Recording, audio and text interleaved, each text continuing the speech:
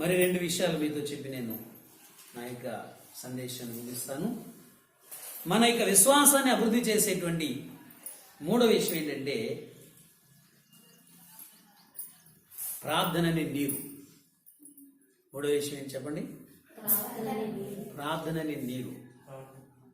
ఒక విత్తనం భూమిలో వేసిన తర్వాత దానికి ఎరువు వేస్తేనే సరిపోదు. ఆ ఎరువు దానికి అంటాలంటే, ఆ ఎరువు అది లాక్కోవాలి అంటే మనం ఏం చేయాలి? నీళ్లు పెట్టాలి. నీళ్లు పెట్టకుండా విత్తనం నాటేసేసి ఎరువేసేసి అలాగే వదిలేసాం అనుకోండి, విత్తనం మొలుస్తుందా? మొలవు. అలాగే మనము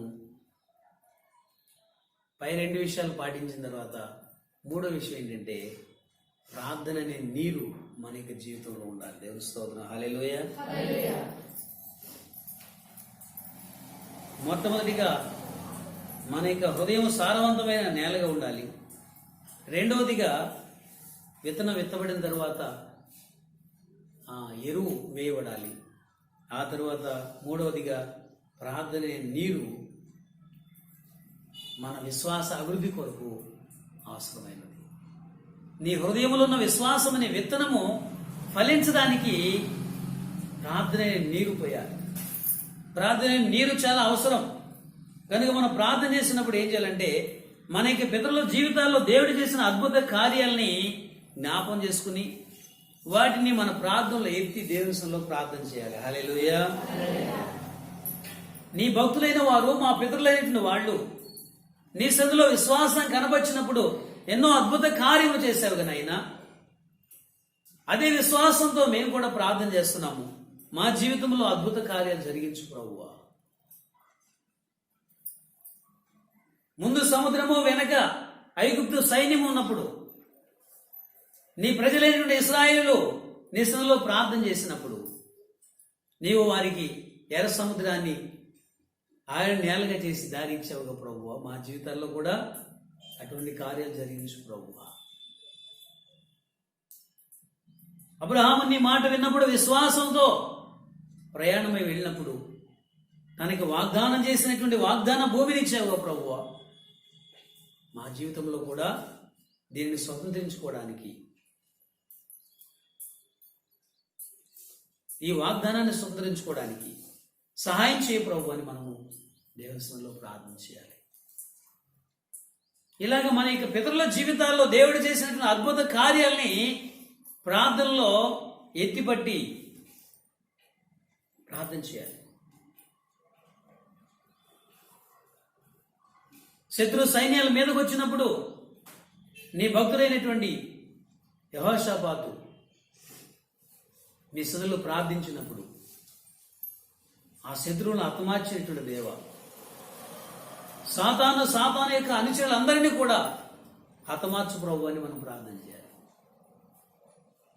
అష్షూరు రాజు అయినటువంటి సన్హెరీబు వాడి యొక్క అనుచరులు యోధా రాజు అయినటువంటి హిజ్కియా మీదకి వచ్చినప్పుడు హిజ్కియా రాజు ఆ సమయంలో ప్రార్థన చేసినప్పుడు అతని పక్షంగా అద్భుతాలు చేసిన దేవ, నీవు మా పక్షంగా కూడా ఈ సమయంలో అద్భుతాలు చేయి ప్రభు అని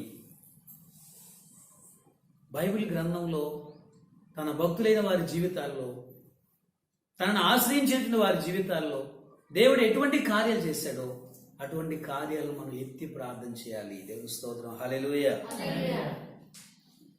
ఇలాంటి అద్భుతమైన కార్యాలని మనం ఎత్తి దేవుని సన్నిధిలో ప్రార్థించడం ద్వారా ఏమవుతుందో తెలుసా? మన యొక్క విశ్వాసం అభివృద్ధి చెందుతుంది. మన యొక్క విశ్వాసం ఎప్పుడైతే అభివృద్ధి చెందుతుందో అప్పుడు దేవుని కార్యాలు మన జీవితాల్లో జరుగుతాయి. దేవుని స్తోత్రం. హల్లెలూయా. మన యొక్క విశ్వాసం అభివృద్ధి చెందడానికి 4వ విషయం ఏంటంటే సూర్యరశ్మి. ఒక రైతు విత్తనం వేసిన తర్వాత దానికి నీరు పెట్టి ఎరువేసిన తర్వాత సరైనటువంటి సూర్యరశ్మి ఆ మొక్క మీద పడలేదనుకోండి, ఏమవుతుంది? ఆ మొక్క వాతావరణం ఎప్పుడు కూడా మరి మొబ్బుగానే సరైనటువంటి ఎండ రాకుండా, సరైనటువంటి వేడి రాకుండా ఉందనుకోండి, ఎలా ఉంటుంది? చెట్టు ఎదుగుతుందా? నీళ్ళలో పెట్టినటువంటి చెట్టు ఎలాగే ఎదగదో అలాగే సూర్యరశ్మి పడినటువంటి చెట్టు కూడా అలాగే ఎదగకుండా, ఎదుగు బొదుగు లేకుండా అయిపోతుంది. చెట్టు ఎదగడానికి నాలుగోదిగా సూర్యరశ్మి అవసరం. పైనుంచి సూర్యరశ్మి పడినప్పుడే ఏమవుతుంది? ఆ చెట్టుకి కావలసినటువంటి ప్రక్రియ జరుగుతుంది.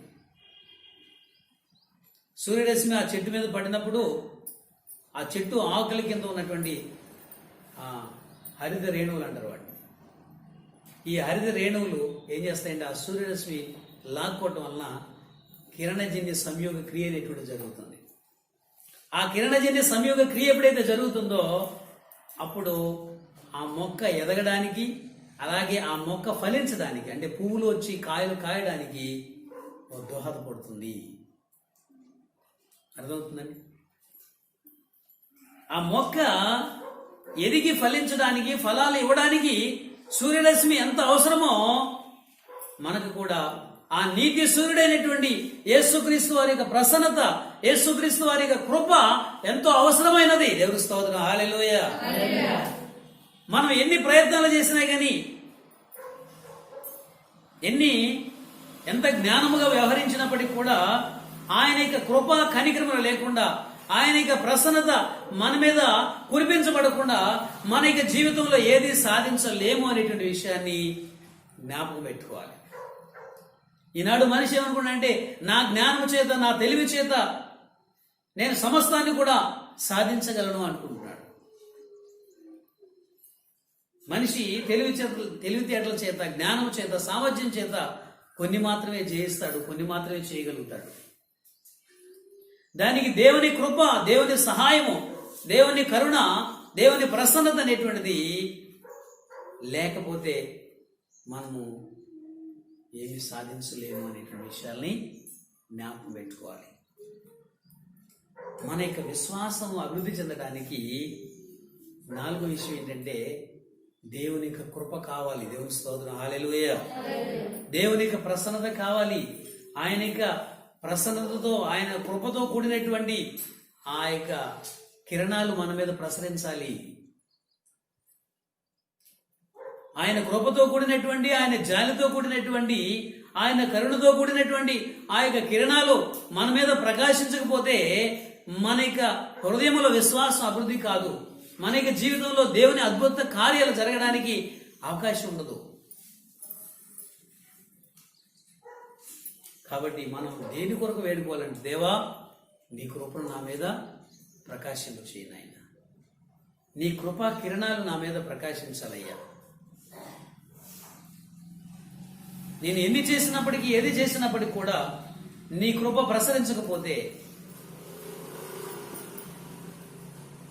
నీ కరుణ నా మీద ప్రసరించకపోతే నా జీవితంలో నేను ఏది కూడా సాధించలేను ప్రభువా అని మనల్ని తగ్గించుకుని వినయ మనస్కులమై దేవుని సన్నిధిలో ఆయన ప్రసన్నత మీద, ఆయన యొక్క కృప మీద ఆధారపడినప్పుడు మన విశ్వాసం అభివృద్ధి చెందుతుంది. అభివృద్ధి చెందడమే కాదు, మన జీవితంలో అనేకమైనటువంటి అద్భుత ఆశ్చర్య కార్యాలు జరగడానికి దోహదపడుతుంది. దేవుని స్తోత్రం, హల్లెలూయా, హల్లెలూయా. ఈ సూర్యరశ్మి అనేటువంటి దానిలో మరొక కోణం ఉంది. అదేంటంటే సూర్యరశ్మి అనేటువంటిది శ్రమను సూచిస్తా ఉంది. దేన్ని సూచిస్తా ఉంది? శ్రమను సూచిస్తా ఉంది. అంటే ప్రభు కొరకు మనము శ్రమ పొందినప్పుడు మన హృదయంలో ఉన్న విశ్వాసము ఎదుగుతుంది. యేసుక్రీస్తు ఆయన శిష్యులు ఒకసారి గలిలే సముద్రంలో ప్రయాణం చేసేటప్పుడు పెద్ద గాలి తుఫాను కొట్టినటువంటి విషయము, ఆ సందర్భంలో యేసయ్య మమ్మల్ని కనికరించు, మమ్మల్ని రక్షించని వాళ్ళు ప్రాధేయపడినటువంటి విషయము, యేసు ప్రభు లేచి ఆ గాలి తుఫాన్ని గద్దించినటువంటి విషయం మనందరికీ బాగా తెలిసింది. ఆ అద్భుతం తర్వాత చివరిలో ఒక మాట వ్రాయబడింది. ఆ మాట ఏంటంటే, ఈయన ఎవరో గాలియు సముద్రమును కూడా ఈయన మాటకు లోబడుచున్నవి అని వాడు చెప్పుకున్నారు. చూడండి ఒకసారి దేవుని వాక్యము మార్కు సువార్త 4వ అధ్యాయము 41వ వచనం చూడండి. వారు మిక్కిలి భయపడి ఈయన ఎవరో గాలియు సముద్రమును ఈయనకు లోబడుచున్నవని ఒకనితో ఒకడు చెప్పుకునిరి. శ్రమలు అనేటువంటిది మొట్టమొదటిగా మన జీవితంలో దేవుని శక్తిని, దేవుని యొక్క ప్రభావాన్ని ఎక్కువగా తెలుసుకోవడానికి, తద్వారా మన యొక్క విశ్వాసం అభివృద్ధి చెందడానికి దోహదపడతాయి. దేవుని స్తోత్రం, హల్లెలూయా. ఆ శ్రమ ఎదురు కాకపోతే, ఆ పరిస్థితి ఎదురు కాకపోతే దేవుని శక్తి అంటే ఏమిటో వాళ్ళకి అర్థమయ్యేది కాదు. దేవుని యొక్క శక్తిని మరింతగా అర్థం చేసుకుని వారి యొక్క విశ్వాసంలో మరింతగా బలపడడానికి ఆ యొక్క పరిస్థితి వాళ్ళకి ఉపయోగపడినట్లుగా మనం చూస్తా ఉన్నాం. కాబట్టి ఈ సూర్యరశ్మైనటువంటి శ్రమలు మన జీవితంలో దేవుని శక్తిని అర్థం చేసుకుని దేవుని మీద మరింతగా విశ్వాసం పెంచుకోవడానికి ఉపయోగపడతాయి. ఈ శ్రమ అనేటువంటిది ఇంకా ఎలా ఉపయోగపడుతుందంటే, మనము సరైనటువంటి మార్గంలో నడవడానికి ఈ శ్రమలు అనేటువంటివి ఉపయోగపడతాయి. ఎప్పుడైనా మనం దారి తప్పినప్పుడు, దేవుని వాక్యాన్ని తప్పి మనము పక్కకు వెళ్ళిపోయినప్పుడు, మరలా దారిలో పెట్టడానికి దేవుడు ఈ శ్రమ అనేటువంటి దాన్ని సాధనంగా ఉపయోగించి ఏం చేస్తాడు? మనం సరి చేయడానికి ప్రయత్నం చేస్తాడు. అసలు శ్రమ అనేది మనలో లేదనుకోండి, మనం అలాగే దారి తప్పి వెళ్ళిపోతూ ఉంటాం. 119వ కీర్తన 67వ వచనము, అలాగే 71వ వచనము ఒకసారి మనం చదువుదాం.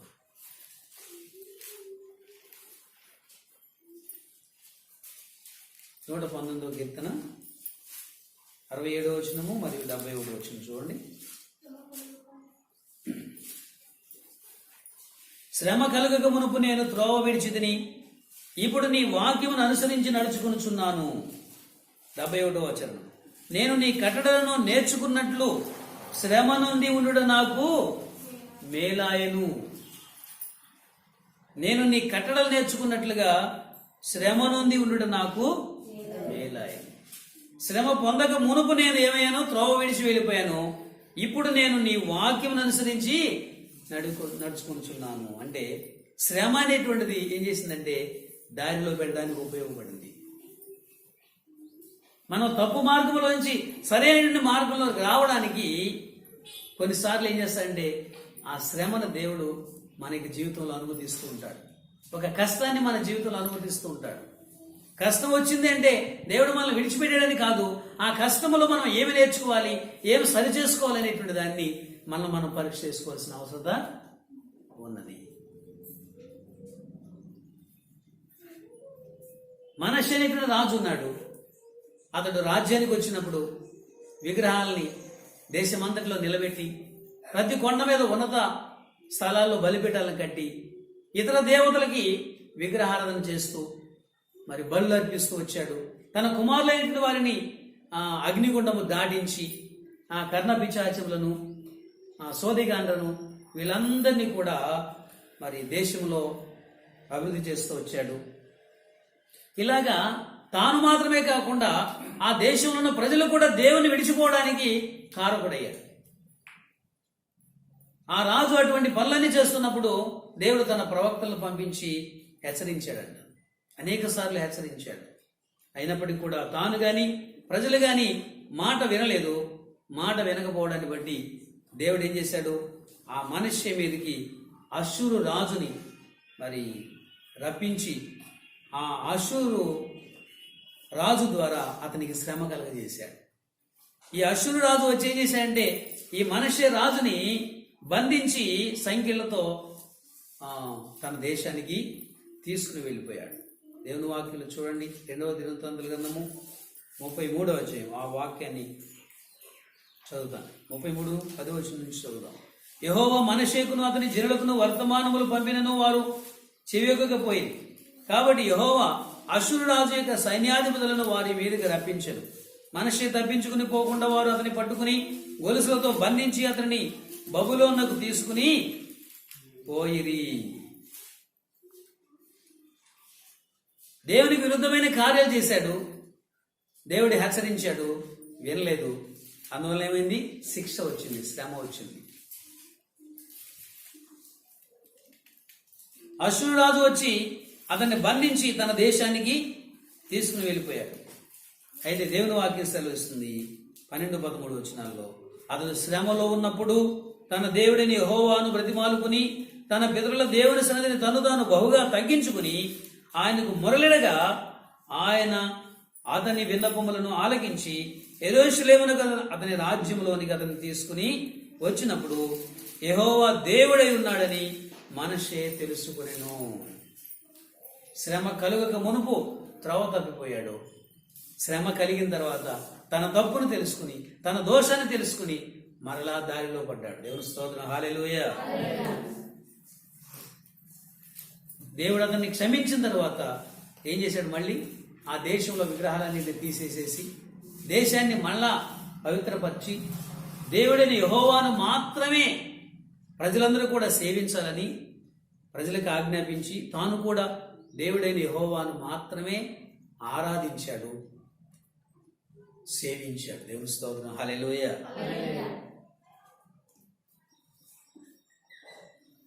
దానియేలు గ్రంథం 4వ అధ్యాయంలో మరొక వ్యక్తి గురించి ఉంది. ఆ వ్యక్తి పేరు ఏంటంటే నెబుకద్నెజరు. అవన్నీ వచనాలన్నీ ఇప్పుడు చదవడానికి సాధ్యం లేదు, కానీ అక్కడ ఆ నెబుకద్నెజరు యొక్క కలలో ఒక బ్రహ్మాండమైనటువంటి చెట్టు కనబడుతుంది. ఆ బ్రహ్మాండమైన చెట్లు ఎంతగా ఎదిగిందంటే చాలా విశాలముగా ఎదిగింది. దాని కొమ్మలు చాలా విశాలంగా వ్యాపించినాయి. ఆకాశ పక్షులు అన్ని కూడా వచ్చి దాని నీడన విశ్రమించినంత పెద్దగా చెట్టు విస్తరించింది. అయితే ఉన్నట్లుండి ఒక ప్రకటన వచ్చింది పరలోకం నుంచి. అదేంటంటే ఆ చెట్టుని నరికివేయము, నా చెట్టును నరికివేసి ఆ మొద్దుని అలాగే ఉంచుము, 7 కాలాల పాటు ఆ మొద్దు అలాగే ఉంటుంది అని దేవుడు చెప్పాడు. ఆ కళ ఏంటో అర్థం కాక దానియేలుని పిలిపించి ఈ కలభావం ఏమిటి అని చెప్పి అడిగినప్పుడు అప్పుడు దానియేలు గారు చెప్పాడు కదా, ఆ చెట్టు ఎవరో కాదయ్యా, నువ్వే మహారాజా. అయితే నీవు నరకబడతావు, అంటే నీ రాజ్యంలోంచి నిన్ను జనులు తోలివేస్తారు. 7 కాలాల పాటు నీకు రాజ్యం లేకుండా పోతుంది. ఆ తర్వాత మరలా దేవుడు నీకు రాజ్యాన్ని ఇస్తాడని ఆ కలభావాన్ని చెప్పిన తర్వాత ఆ చెప్పినటువంటి కొద్ది నెలలకే ఆ యొక్క నెబుకద్నెజరు మనసులో ఒక ఆలోచన కలిగిందంట. ఏం ఆలోచన కలిగింది? ఇప్పుడు చూడండి, దానియేలు గ్రంథం 4వ అధ్యాయంలో ఆ మాట మనం చదువుకుందాము. దానియేలు గ్రంథము 4వ అధ్యాయం.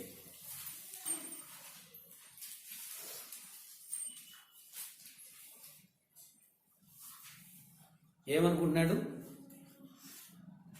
4వ అధ్యాయము 29 వచ్చిన 31. 12 నెలలు గడిచిన పిమ్మట అతడు తన రాజధానికి బబులోను నగరంలో సంచరించుచుండగా రాజు బబులోనను ఈ మహావిశాల పట్టణము నా బలాధికారమును నా ప్రభావ ఘనతను కనబరుచుటకై నా రాజధాని నగరుగా నేను కట్టించినది కాదా అని తనలో తాను అనుకొనెను. రాజు నోట ఈ మాట ఉండగా ఆకాశం నుండి ఒక శబ్దం వచ్చెను. ఏదనగా, రాజుకు నెబుకద్నెజరు, ఇదే నీకు ప్రకటన, నీ రాజ్యము నీ ఎదురు నుండి తొలగిపోయి తమ ఎదురు నుండి మనుషులు నిన్ను తరిమెదరు. నీవు అడవి జంతువుల మధ్య నివాసం చేయొచ్చు, పశువుల వలె గడ్డి మేసెదవు. సర్వోన్నతుడు దేవుని మానవుల రాజ్యం పైన అధికారి అయ్యుండి తానెవనికి దానిని అనుగ్రహింప నిశ్చయించునో వానికి అనుగ్రహించిన నీవు తెలుసుకున్న వరకు 7 కాలములు నీకు ఇలాగునా జరుగును అనేటువంటి ప్రకటన వచ్చేసింది. మరో రోజునే ఏమైందో తెలుసా? ఆ నెబుకద్నెజరుని ప్రజలు ఆ సింహాసనం మీద నుంచి దింపేసేసి ఆ రాజ్యంలో నుంచి అడవుల్లోనికి తరివేశారు. 7 కాలాల పాటు, అంటే 7 సంవత్సరాల పాటు అతడు అడవిలోనే గడ్డి మేస్తూ, మంచుకు తడుస్తూ, ఎండకు ఎండుతూ కాలం గడిపాడు. అయితే ఆ 7 కాలాల తరువాత అతడు దేవుని యొక్క శక్తిని, దేవుని యొక్క ప్రభావంను ఎప్పుడైతే తెలుసుకుని అతడు పశ్చాత్తాపడ్డాడో అతన్ని మరలా ప్రజలు పిలుచుకొచ్చి తన సింహాసనం మీద కూర్చోబెట్టాడు. దేవుని స్తోత్రం. హల్లెలూయా, హల్లెలూయా. ఈ అనుభవాలన్నీ కూడా ఈ 4వ అధ్యాయంలో మనం చూస్తాం. చివరికి నెబుకద్నెజరు రాజు ఏమని చెప్తున్నాడు తెలుసా? 34 వచ్చిన నుంచి మనం కొన్ని మాట్లాడుతున్నాం. ఆ కాలం గడిచిన పిమ్మట నెబుకద్నెజరు, నేను మానవ బుద్ధి గలవాడనై నా కండ్లు ఆకాశము తట్టు ఎత్తి చిరంజీవియు సర్వోన్నతులకు దేవుని స్తోత్రము చేసి ఘనపరిచి స్తుతించింది. ఆయన ఆధిపత్యము చిరకాలం వరకు, ఆయన రాజ్యము తరతరములకు ఉన్నది. భూనివాసులందరూ ఆయన దృష్టికి ఎన్నికకు రానివారు. ఆయన పరలోక సేనేటలను భూనివాసుల ఎడలను తన చిత్తము జరిగించువాడు. ఆయన చేయి పట్టుకుని నీవేమి చేయుచున్నావని ఆయనతో చెప్పుటకు ఎవడునో సమర్థుడు కాదు. ఆ సమయమందు నా బుద్ధి నాకు మరలా వచ్చెను. రాజ్య సంబంధములకు ప్రభావమును, నా ఘనతయు, నా తేజస్సును నాకు కలిగెను. నా మంత్రులను, నా క్రింద అధిపతులను నా యుద్ధ ఆలోచన చేయవచ్చింది. నా రాజ్యం నాకు స్థిరపడగా నేను మరి ఎక్కువగా ఘనతను ఎత్తిని. చివరి వచనంలో, ఇలాగూ నెబుకద్నెజరు, నేను పరలోకపు రాజు యొక్క కార్యములనియు సత్యములను, ఆయన మార్గములు న్యాయములై ఉన్నవనియు గర్వముతో నటించు వారిని ఆయన అనప శక్తి గలవాడనియు ఆయనను స్తుతించుచు కొనియాడుచు ఘనపరుచుచున్నాను. దేవుని స్తోత్రం. హల్లెలూయా, హల్లెలూయా. ఈ నెబుకద్నెజరు దారిలో పడడానికి దేవుడు ఏం చేశాడు? తన యొక్క రాజ్యం నుంచి, తన యొక్క సింహాసనం నుంచి తనని పక్కకు లాగేశాడు. 7 కాలాల పాటు ఎప్పుడైతే మంచుకు తడిచి, ఎండకు ఎండి, పశువులుగా గడ్డి మేస్తూ జీవితాన్ని గడిపాడో, ఆ 7 కాలాల తర్వాత బుద్ధి వచ్చి దేవుని వేడుకున్నాడు. దేవుని స్తోత్రం. హల్లెలూయా. అప్పుడు దేవుడు మరలా తన రాజ్యాన్ని తనకు ఇచ్చాడు. అప్పుడు దేవుని గురించి సాక్ష్యం చెబుతాడు అనమాట. పరలోకపు రాజు యొక్క కార్యాలన్నీ కూడా సత్యాలై ఉన్నవి, ఆయన మార్గములు న్యాయములై ఉన్నవి. గర్వముతో నటించు వారిని ఆయన అనప శక్తుడనియు ఆయన స్తుతించుచు కొనియాడుచు ఘనపరుచుచున్నాను. హల్లెలూయా. శ్రమ ఎందుకు వస్తుందంటే, మరి మనం దారిలో పెట్టడానికి, మన అవిధేయతను, గర్వాన్ని తొలగించి మనల్ని సరైన మార్గంలో పెట్టడానికి దేవుడు శ్రమను అనుమతిస్తాడు.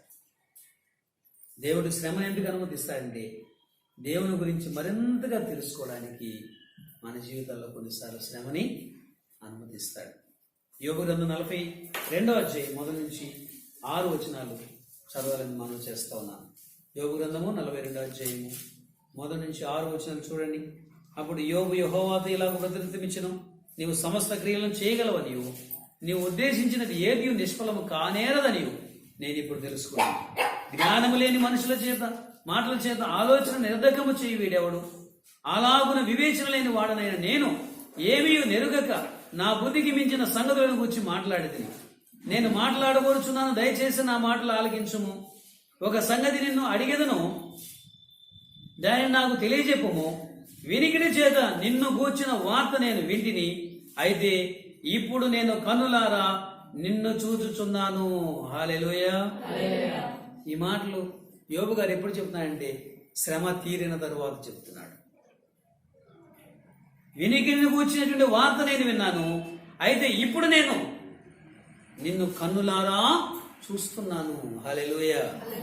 శ్రమ అనేటువంటిది దేవునికి మనం మరింత సమీపస్తులు కావడానికి, దేవుని గురించి మనం మరింతగా తెలుసుకోవడానికి, దేవుని చూడగలగడానికి ఉపకరిస్తుంది. తద్వారా మన యొక్క విశ్వాసం ఏమవుతుంది? అభివృద్ధి అవుతుంది. చివరి విషయం ఏంటంటే, శ్రమ మనల్ని బహుమానానికి అర్హులుగా చేస్తుంది. హల్లెలూయా. యాకోబు పత్రిక 1వ అధ్యాయము 12వ వచనం రాయబడింది, శోధన సహించువాడు ధన్యుడు, వాడు శోధనకు నిలిచిన వాడై దేవుడు తన కొరకు తనను ప్రేమించినటువంటి వారికి సిద్ధపరిచినటువంటి జీవ కిరీటమును పొందుకొనును. హల్లెలూయా, హల్లెలూయా. శ్రమను సహించినప్పుడు మన విశ్వాసం అభివృద్ధి అవటమే కాదు, మనకి బహుమానము దొరుకుతుంది. ఈ శ్రమ అనేటువంటిది మనము దేవుని యొక్క బహుమానం పొందడానికి ఉపకరిస్తుంది. కాబట్టి ఈ సూర్యరశ్మి అనేటువంటి శ్రమ మన జీవితంలో అవసరమైనది. ఈ శ్రమ ఎప్పుడైతే మన జీవితంలో కలుగుతుందో మన విశ్వాసంలో అభివృద్ధి చెందుతాము, అలాగే సరైనటువంటి మార్గంలో నడుచుకోగలుగుతాము, దేవుని గురించి మరింతగా ఎక్కువగా తెలుసుకోగలుగుతాము. దేవుడు మన కొరకు దాచి ఉంచినటువంటి ఆ యొక్క బహుమానాన్ని మనం స్వతంత్రించుకోవడానికి అవకాశం దొరుకుతుంది. కాబట్టి ఈ మాటల ద్వారా మన యొక్క విశ్వాసాన్ని మనం అభివృద్ధి చేసుకుందాం. అటు కృపా సహాయమును దేవుడు మనకు దయచేయును గాక. ఆమేన్.